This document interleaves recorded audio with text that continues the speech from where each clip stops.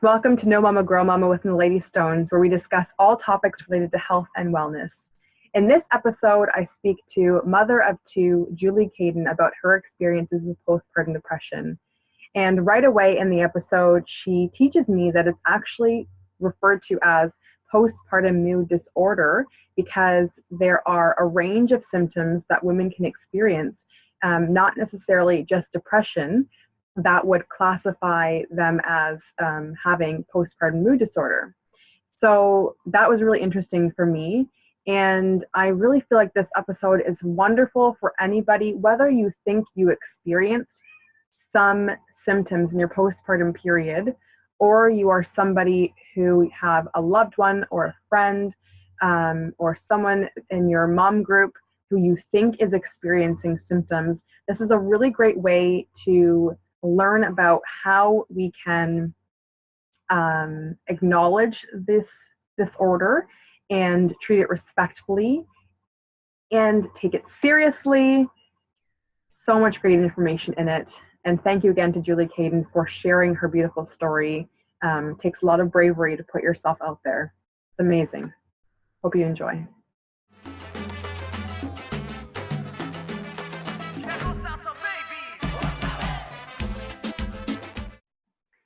Hey, we're here with Julie Kayden today, one of the moms that I know from around town in Collingwood, and we're talking about postpartum depression. I thought I'd share a little bit about how Julie and I know each other to start with. So Julie and I met about 6 years ago in prenatal classes in our first pregnancies, and we've kind of known each other around town with our kids doing different programs and stuff like that, right? We haven't been like super close friends, but we've kind of kept in touch over the years as our kids get a little bit older. So thank you for joining me today to talk about your experience with postpartum depression. My pleasure. Thanks for having me. Do you want to talk a little bit, just to kind of let us know a little bit about yourself to start with? Yeah, sure. So as you mentioned, we met when we were in prenatal class for our first babies. So my daughter is now 5.5. And in senior kindergarten, my son, my second born, is just turned 2. So his name is Gage, and my daughter's Maeve, and I live in Collingwood. I'm from Mississauga. My husband's from Ottawa, so we're both kind of transplants, but our kids are local, I guess. And I work full time. I also take courses part-time, and I'm a mom, so pretty crazy. Life is full all the time, right? Mm-hmm. Yeah. Fills my heart. Yes, exactly. So can you share a little bit? Because it's funny, because like I have known you and like seen your kids growing up and seen you through your pregnancies. Mm-hmm. But it was like last year, I think, that I saw that first post about your story of postpartum depression. And I hadn't actually known that you experienced it before that. And I was really so proud that you would share that story on Facebook. So that's why I asked you to share your story again, maybe a little bit more public this time. Yeah. So can you share a little bit about that? Absolutely. It's funny. There are a lot of people close to me, friends and acquaintances, who didn't quite realize the gravity of what I experienced, specifically with my firstborn back in 2011. And postpartum depression kind of falls under the umbrella of postpartum mood disorders, which can encompass postpartum anxiety, postpartum OCD, post-traumatic stress, and that whole family of mental health issues, and can even be as bad as postpartum psychosis. And what I experienced in 2011 was, for the very first time in my life, I had ever experienced anxiety and postpartum anxiety. And that was sort of fueled by insomnia. And I'm not talking about the typical, like, you don't sleep when you have a baby that everybody goes through. I'm talking about not being able to sleep even when the baby's asleep, not being able to turn off the chatter in your head.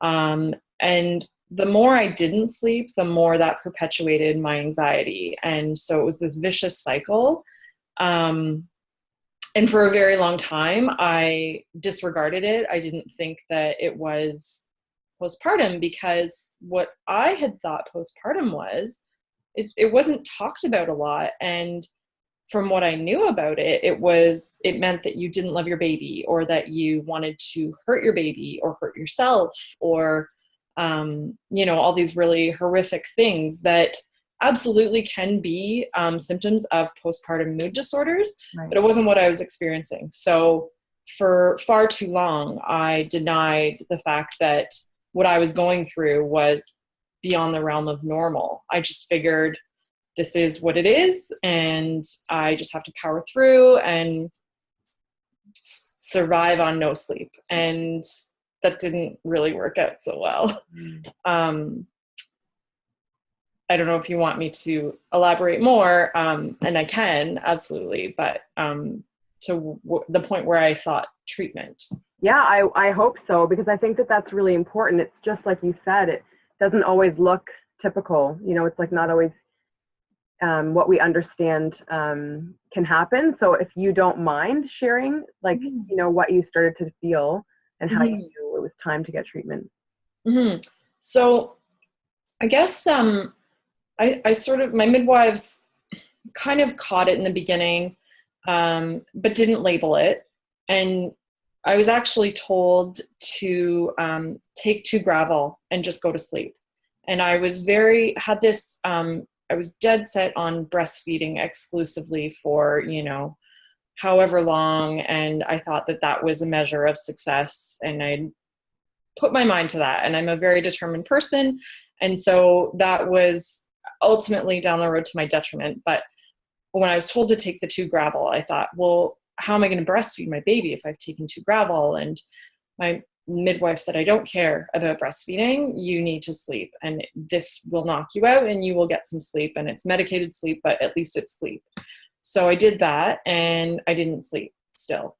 Instead, I felt awful and groggy, and that feeling that you get when you take Gravel, and really drowsy and just not good. And so this went on for probably a few months, where I would sleep a little bit, but it was never restful sleep. It wasn't restorative sleep.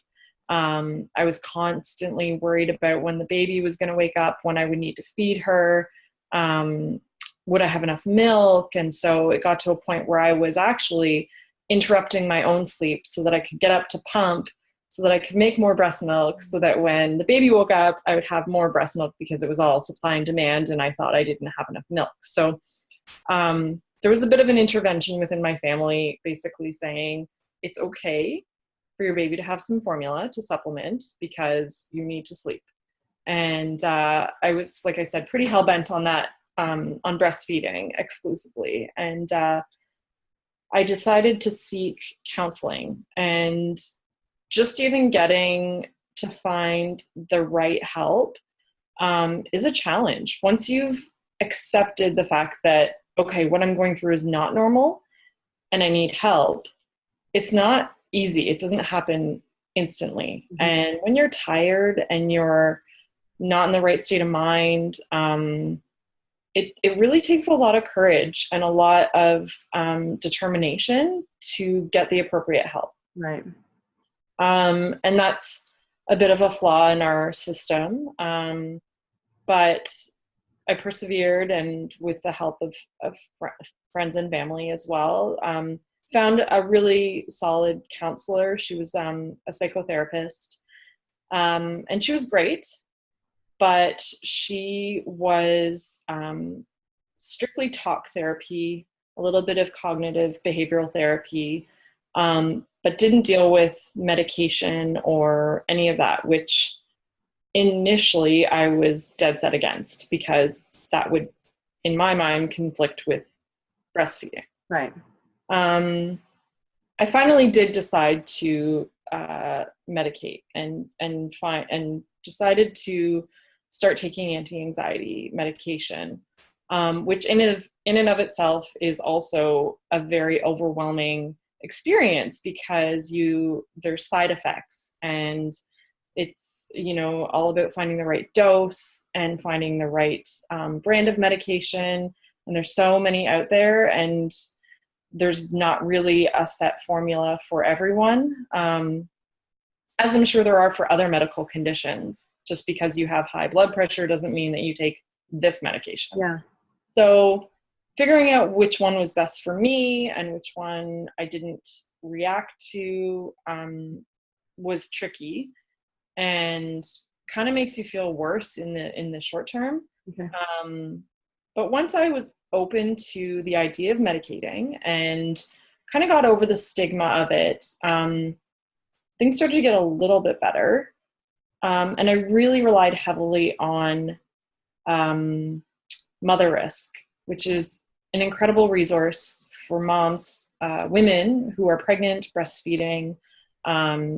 You probably know about it, but I relied on them a lot. They have a lot of really solid research and data to support most medications that you're considering taking, and they'll tell you which contraindicate with breastfeeding and at what dose and what the pass-through rate is and all of that. And for somebody that was like myself, who was so concerned with breastfeeding my baby, I found a medication that was safe, and I did start supplementing with formula as well. And not too long after that, completely weaned from breastfeeding because it wasn't working for us. Mm-hmm. Which is an interesting story as well. Yeah. So I don't know if you want.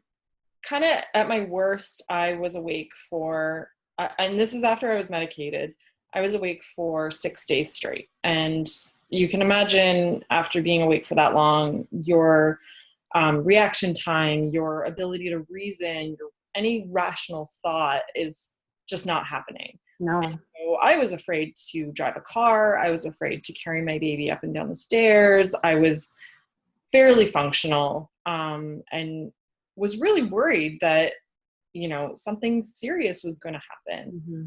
And I went to the hospital, and our hospital's not very well equipped to deal with mental health emergencies. Right, calling the hospital. So I was sort of brushed aside by the ER doctor. But while I was there, I spoke with a lactation consultant who happened to be there in the OB ward. And she came down to speak with me because I was still wanting to breastfeed and not wanting to take certain medications and this and that. And the lactation consultant was actually the one who said to me, it's my job to promote breastfeeding for as long as possible. And that's really what I do. But I'll never forget what she said to me, because it just really, it really stuck with me, and it resonated with me. And she said, show me a classroom of grade 1 children and tell me which ones were breastfed and for how long. And now show me a classroom of grade 1 children and tell me which ones came from loving and nurturing homes. Mm. And she said, it's okay to not breastfeed. If this is what is best for you and your family, which she's like, by the looks of it, this is what needs to happen. It's okay. And just sort of having that validation and that permission, I guess, really gave me a lot of peace of mind and perspective. I was like, right, yeah, okay, my baby does need more than just breast milk. And at this point in her short life, all I've been able to provide her really is breast milk because I'm falling apart. Yeah. So from that point on, it changed my perspective. We switched her over to formula, and I was okay with it. It was better for our family. And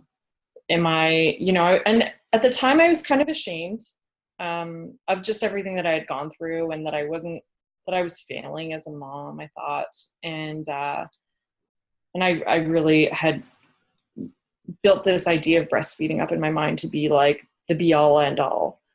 And I mean, now I have a senior kindergarten child, and she's thriving, and she's healthy, and she's happy. And I'm just so glad that I made that decision when I did, because I don't know, who knows where things would have ended up if I hadn't, or if I had tried to stick with this thing that just wasn't working for us.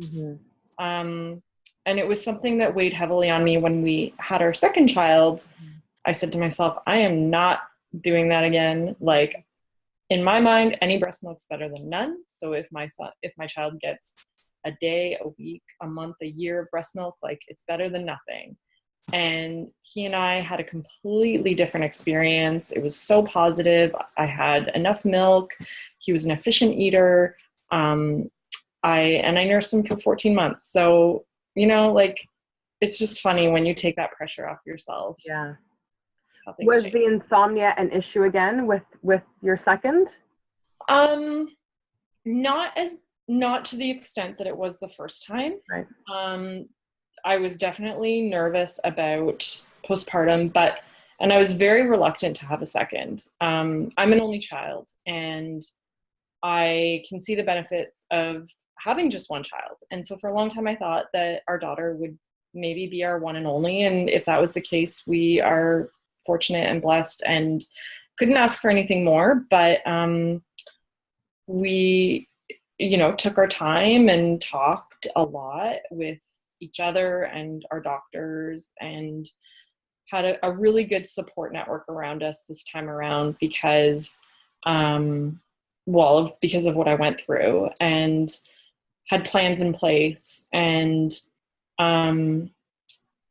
so it was funny, the second time around, I wasn't, I was watched very closely, because after I went to the hospital after my daughter, I did get looped into community mental health, which has psychotherapists and a psychiatrist, like one of the only OHIP covered psychiatrists in the Georgian Triangle. Right. She's wonderful, and she's a lifesaver, and she's incredible at what she does. And I'm so fortunate that I was able to get connected with their services, because that was really critical in my recovery.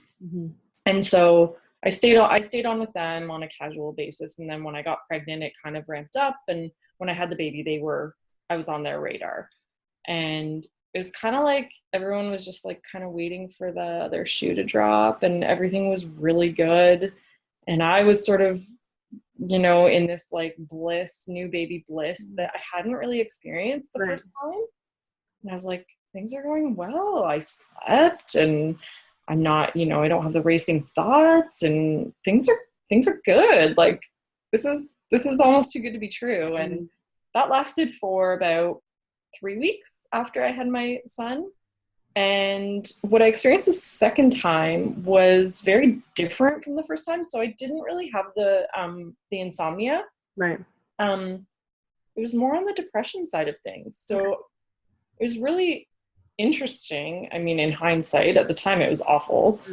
But because I had the plans in place and the proper care in place, it was addressed immediately. I didn't suffer for nearly as long. It was still awful, and awful enough that I know I could never, or would never want to do it again. I mean, we always talked about stopping after 2 children anyhow.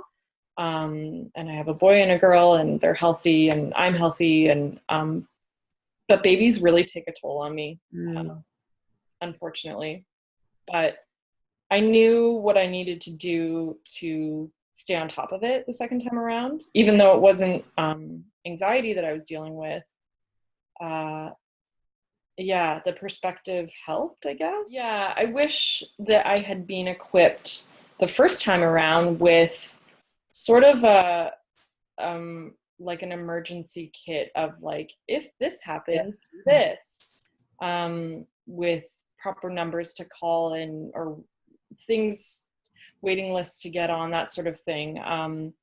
Because I ended up finding quite a few different resources, and even the second time there were even more resources the second time than there were the first time. But the Simcoe County District Health Unit does do home visit. They have a home visitor who's experienced with dealing with moms with postpartum, and she'll come to your house and give you different coping strategies and even just talk to you and, you know, reassure you that you're not alone. And it can be so isolating. I knew for me that I needed to get out of the house, and staying at home was like not good for my mental health. And that's hard when we live in Canada and it's cold half the year. But I didn't care. I got out every single day, whether it was walking around Walmart for a couple of hours or, you know, going to the earlier center, the library, or the YMCA. I made sure that I had something to do and somewhere to go every single day, and that I could get face to face with people and not even talk about what I was dealing with, but just, you know, try to feel normal, right? And do normal things. So, I mean, because of that, my son never had a solid like morning nap routine. He really never had a morning nap, because mornings were always when we went out and did our socializing, and you know, it was good for him and it was good for me. And then he napped in the afternoon. So it was just kind of what worked for us. But there are resources if you look, and more and more I'm seeing people who are comfortable speaking about it, which is also really, really important. More important, yeah. Mm-hmm.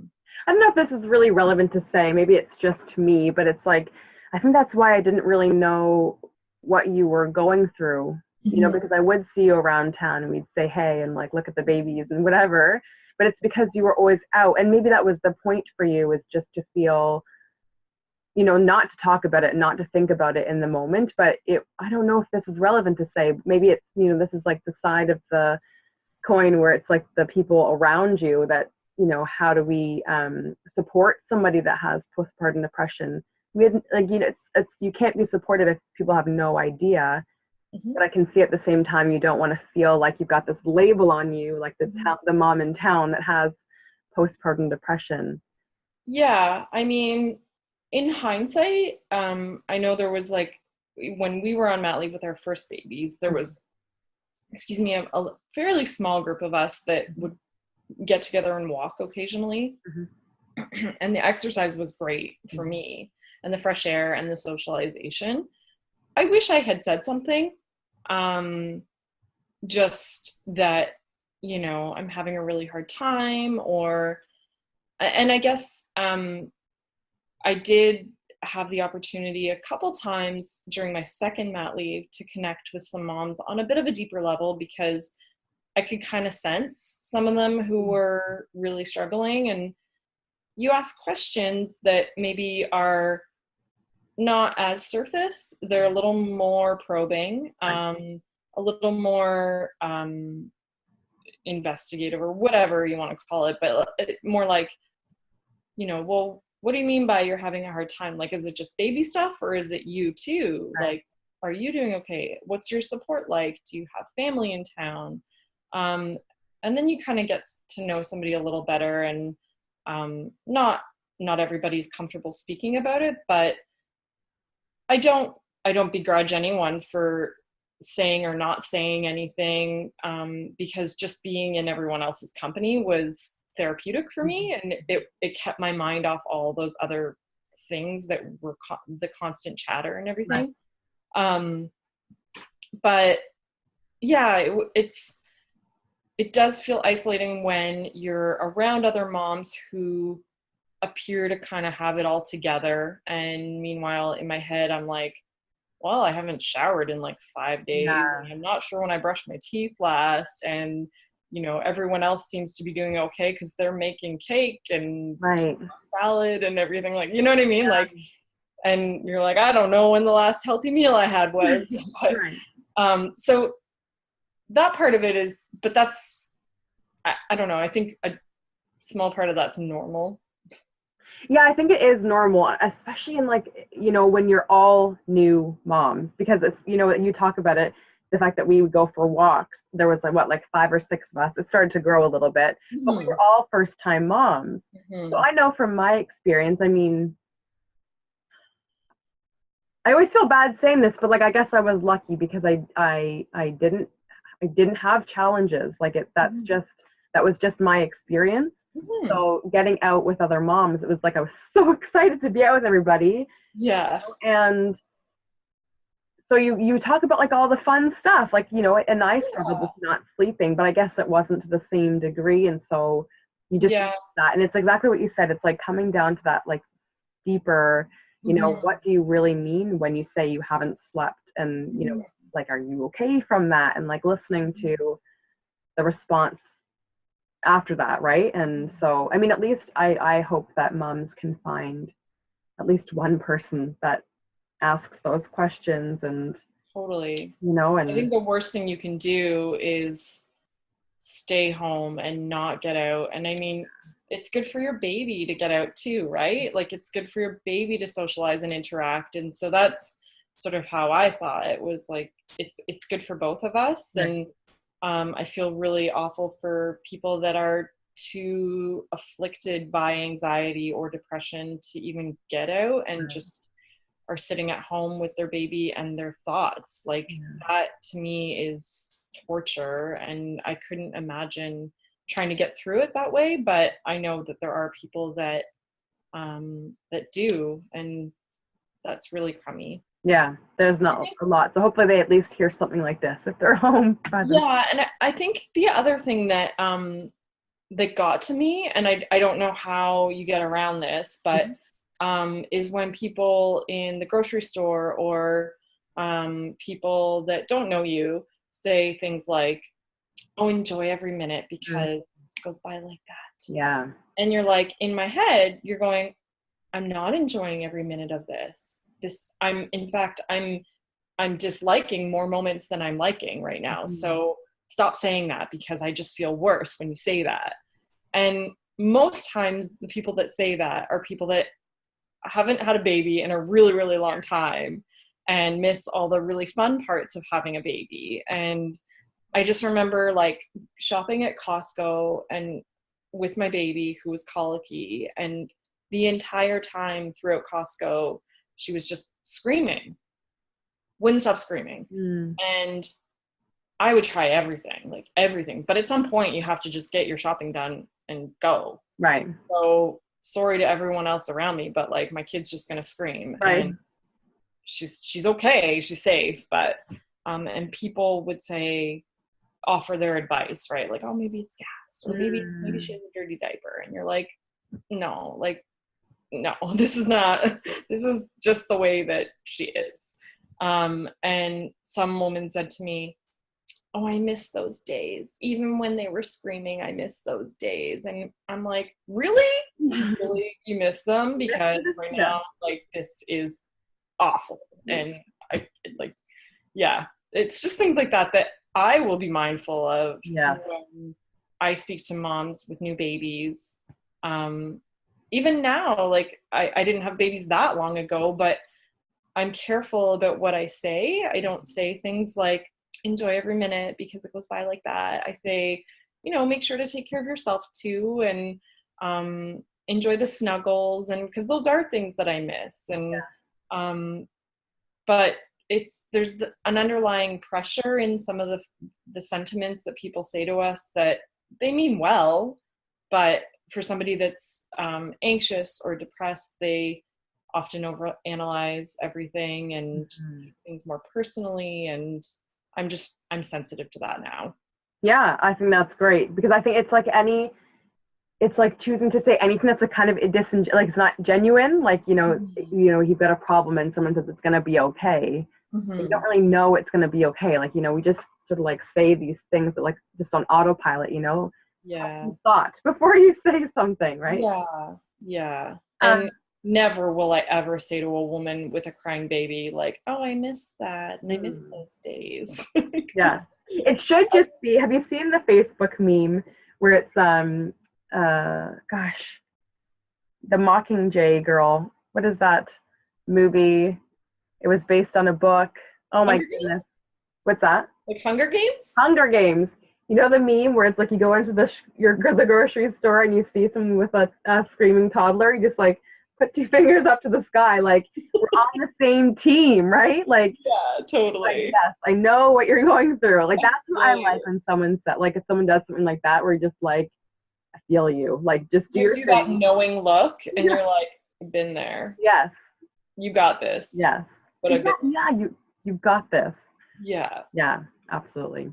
Yeah, I wish in those moments where I felt like I was a failure or falling apart or just not gonna make it, that I wish somebody had been there to be like, you got this. And I did, to a degree. Like, once I did get professional help, I had a doctor who promised me that you will be better and you will be back to yourself, because I really missed being me. I missed the old me, and I felt like I was never gonna be that person again. And obviously my life has changed forever because I'm a mom, but I don't know, I just missed this fun, easygoing person that I used to always be. Right.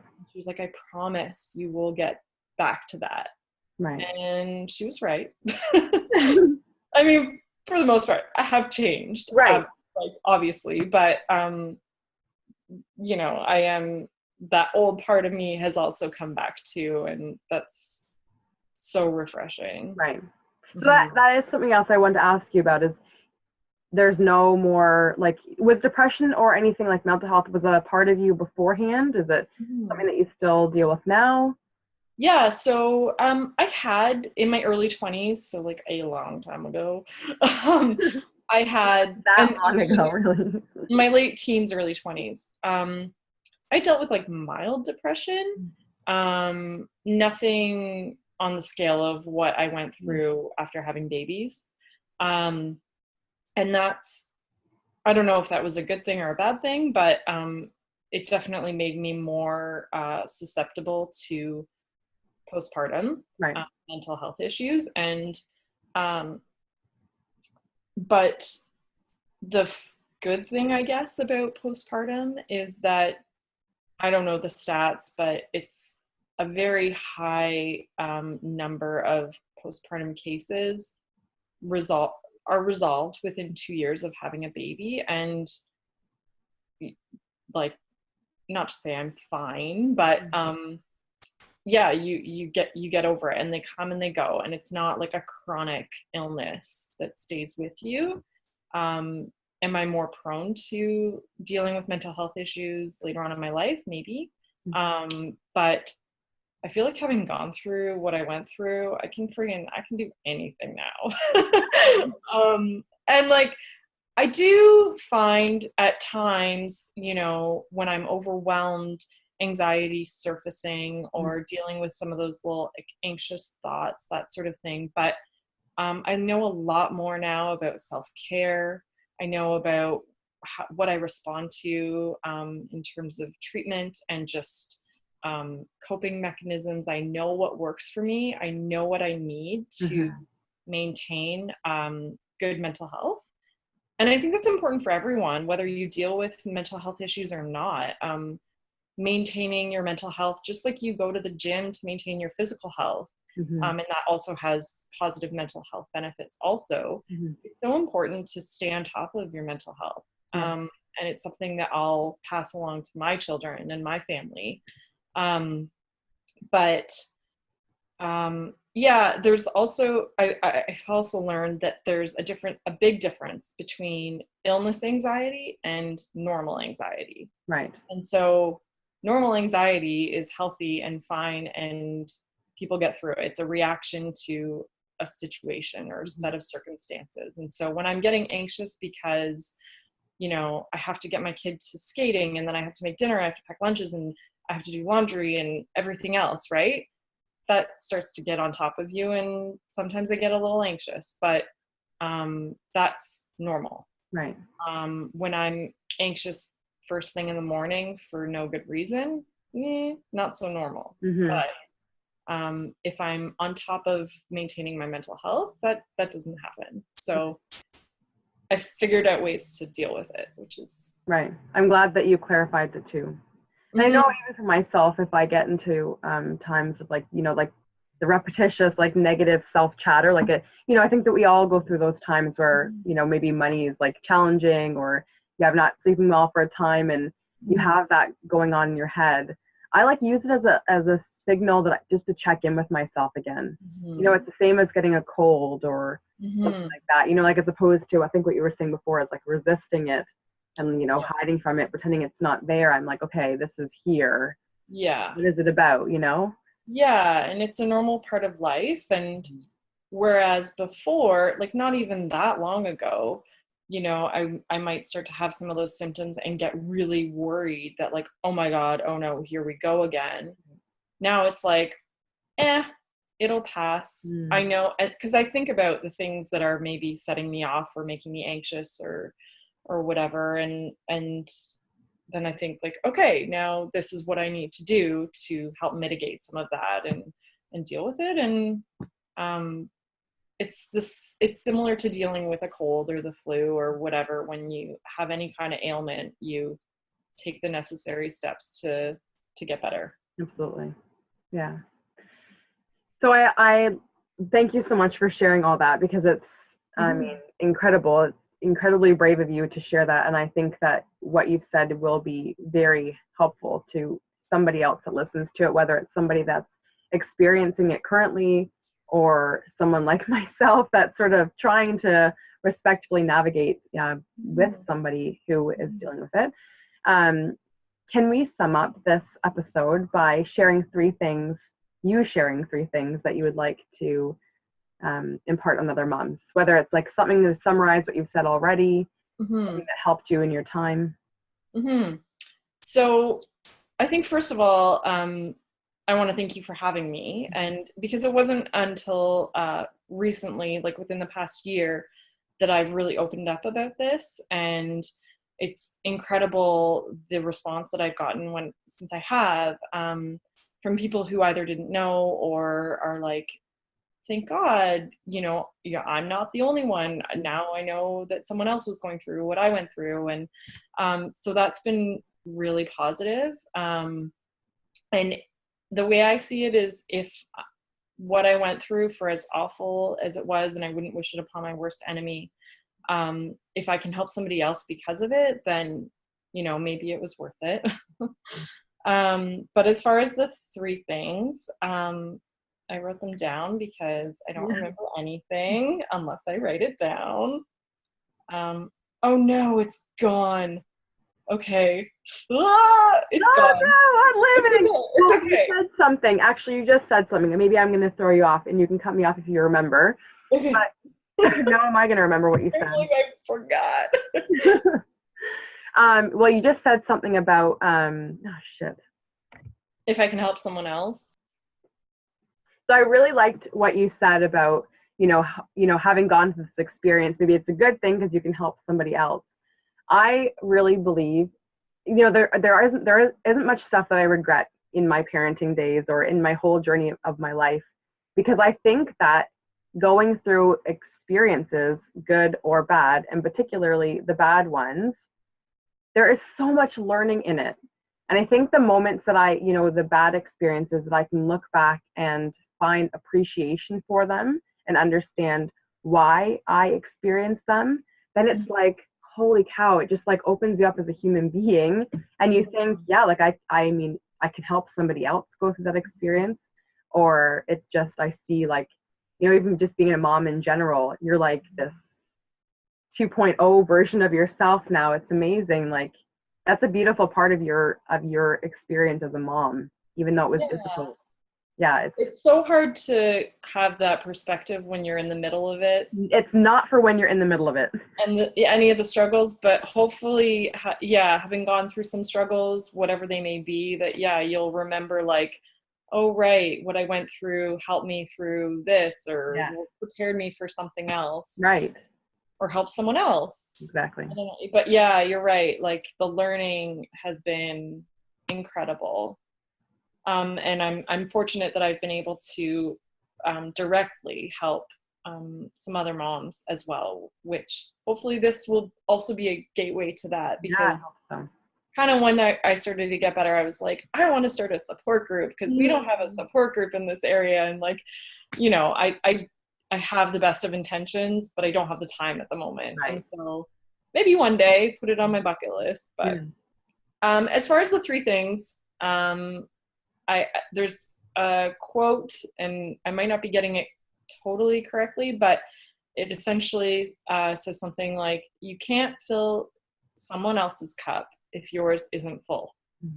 And that really speaks to me and what I went through, and any mom or dad for that matter. Like, you really have to take care of yourself before you can properly take care of someone else. And I don't think that's a selfish thing. I think that's like I try to live by that. My cup is not always full, but when it's getting, you know, empty or less than half full, then I do something that will help replenish that, because then I'm a better mom. Another thing that has just sort of stuck with me too is just about judgment, and less judgment, more support for moms among other moms. And for me, that was, I guess specifically I'm referring to the whole breastfeeding thing. And I was so afraid of all this judgment, that there would be all this like unnecessary judgment about why I was not nursing my child. And because from what I had read, there was at the time, you know, breastfeeding bullies was a thing. And you know, and like I guess what I learned from that is every parent, well, no parent, hopefully, intentionally puts their child in harm's way. And so my reasons for bottle feeding, nobody knew why I made that decision, but it was a decision that took a lot of time and consideration, and it was a very calculated decision. So I never look at another mom and go like, oh, why are you doing that? Like, maybe you shouldn't be doing that, unless it's directly putting their child in harm's way. But I mean, still, like, I try my best to keep an open mind about people's decisions to do things their own way. And if it's not the way I would do it, that's okay. Like, because different strokes for different folks. And then lastly, just in terms of mental health in general, I want to try to encourage the conversation and talking about it and reaching out, like, let's break the stigma. And if you're not dealing with it yourself directly, ask questions, and don't be afraid to be curious about it. And I appreciate this dialogue, like, and you being able to ask me questions, you know, without fear of being wrong or you know, having judgment and that sort of thing. So this is an awesome step forward in just helping to break the stigma. And this is what somebody who's dealt with mental illness looks like. Yeah. I'm not that crazy. Yeah. No, you're a normal person. We're all a little bit crazy. Well, we all are, but that's, your point is right, that we don't look different. Like, we are just, yeah. Yeah, yeah. I definitely looked a little more rough when I was in the thick of things, but that's okay. But that's what I meant before when I said, like, I really didn't know, because you didn't look rough. Thank you. We are tough on ourselves, and I didn't know you pre-baby. You just looked like a mom. Yeah. You just looked like a I can mom. look at pictures of that time and just be like, there was a bit of a vacancy in my eyes, and just I know that, and maybe it's because it's me, and we're more critical of ourselves, but yeah, I don't feel like I looked like Julie, you know. Right. And I can sort of see, looking at pictures, where I started to feel a little more like myself. It's funny, but there's actually this thing on social media I saw not that long ago, and it was this is what postpartum looks like, and it was photos of moms with their babies, and it said the captions were all along the lines of, "You would never know that when this photo was taken, it was a week after I tried to take my own life, or I was crying constantly because of postpartum." And so it's interesting because photos are just literally a snapshot of our lives, and most people only post the best filtered versions of ourselves up on social media. And so I like to see some of the more honesty, the more like real, gritty stuff where it's okay to say, I'm not perfect and this is what I went through, and Right. I'm maybe a better version of myself because of it. Exactly. Yeah. The real version of yourself. Yeah, totally. Yeah. Mm-hmm. Thank you so much, Julie. Yeah, thank you. Yeah. So, and I hopefully will add some of the resources that you were talking about in the show notes today. You mentioned Mother Risk and some other mental health resources from around North Simcoe, so at least in this area, that will be supportive to other moms. Again, thank you so much, and we'll talk again really soon. Thanks, Naledi.